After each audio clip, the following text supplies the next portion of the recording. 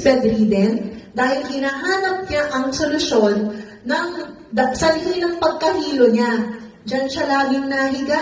Nung napuntahan po namin siya sa Lipa, ayan, may dalawa siya. Actually, dalawa ang kanyang oxygen tank.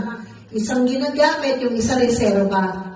At ang kanyang condition ay yung pagkahilo na hindi niya kayang umupo ng matagal. Pag 3 to 5 minutes, talagang natutumba. So, he spent 40 million, just to find the solution. Pumunta na siya sa Asian Hospital, St. Luke's Medical City.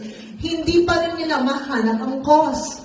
Hindi daw siya basta vertigo. Until one doctor mentioned, hanap ka ng product na may oxygen.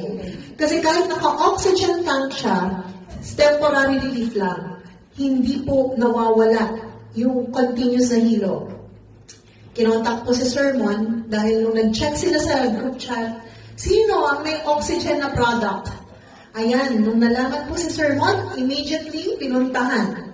Pinatake ka agad ng 10 ml na tonic at pinainom po itong 900 plus kay Tatay Ruben. In just 3 to 5 minutes na nakaupo si Tatay Ruben, hindi niya pa napapansin, nakipagkwentuhan pa siya hanggang tumagal-tagal. At nung tinanong, Tatay, mga ilan na po ang level ng nararamdaman yung hilo?